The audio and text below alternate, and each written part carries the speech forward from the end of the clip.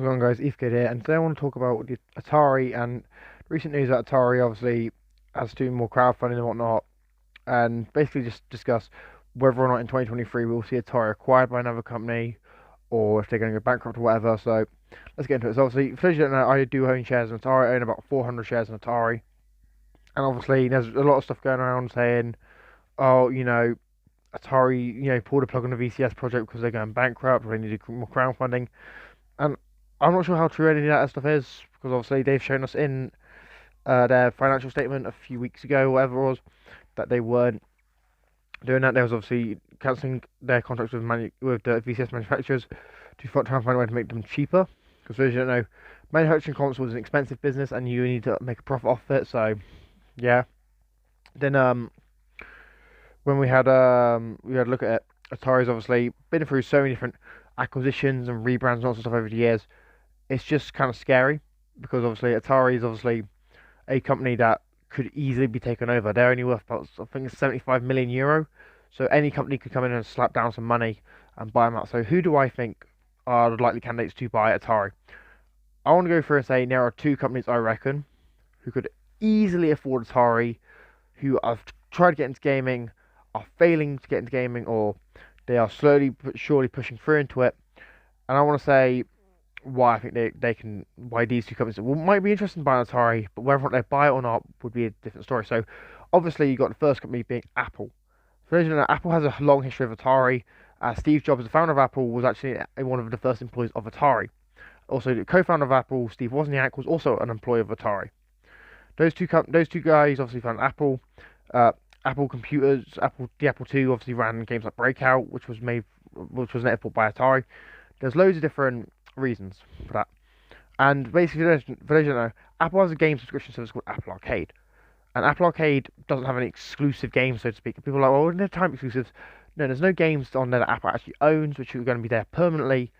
We know that Atari just kind of could be a fix for that. Atari could basically sell themselves to Apple for about 100 million euro, whatever it is, and Apple just dump those games on Apple Arcade, $5 a month. There you go. Now, will that happen? I'm not entirely sure. Apple seems to have gotten cold feet with acquisitions recently due to big tech mergers and whatnot, and big tech in general being looked down upon by the FTC. So I doubt Apple will actually buy Atari, but I do think they would be a likely candidate in a perfect world, and in a world where the regulatory approval wouldn't be as strict. Because for those who don't know, the regulators don't like Apple, don't like Google, don't like any of the big tech companies. So there's that. The other company I think is likely to buy Atari is actually Netflix. Right, people are going to hear me say like Netflix, but let me explain. Right, for those who don't know, I run a YouTube channel called Netflix Gamer. It's obviously a gaming channel where I talk about Netflix games, what Netflix is making, what Netflix has confirmed, all that sort of stuff. And in 2021, they launched it as part of the subscription service with 5 mobile games. And obviously, it's been over a year. They've added over 50 games to the service now, and yeah, they're sort of just sitting there now with this huge, well, I say huge, just 50 games, with these 50 games in their catalog.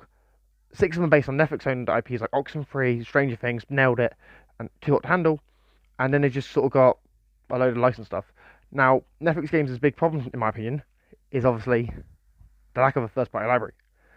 Netflix needs to obviously own more games on the service, and I think getting an Atari would be a good bit get for Netflix.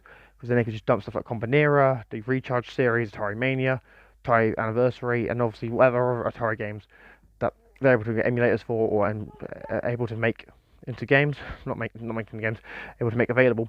They can make available, and obviously Netflix games is obviously part of Netflix, which is already the biggest subscription service in the world. So I do think that they are more likely a candidate.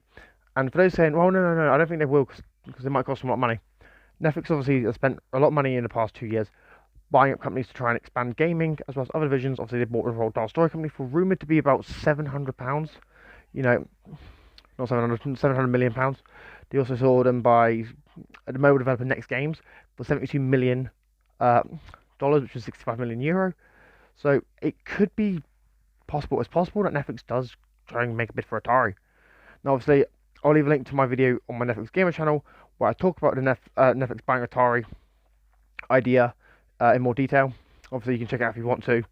But yeah, in my opinion, I feel like these two companies, Apple and Netflix, are the two likeliest candidates to buy Atari, at least out of the big companies who are getting into gaming. Could we see something like EA or Microsoft do it? Yeah, we could, but I doubt that very likely due to them focusing on their other businesses, their other libraries, the other developers they have. I don't think they necessarily need Atari. Whilst Netflix and Apple, they do kind of need Atari and Atari's legacy to sort of keep their game subscriptions alive. Now, anyway, guys, let me know your thoughts about this in the comments down below. If you need an EFK, make sure you subscribe, like, share, turn on notifications, all that good stuff. Obviously, I'll leave links to my Netflix gamer video. I'll talk about Atari and Netflix in the description. If you want to check that out, please feel free. I'm trying to get to about 100 subs on that channel, so we'll see how well that goes. Anyway, I've been EFK, I'm signing out. Peace.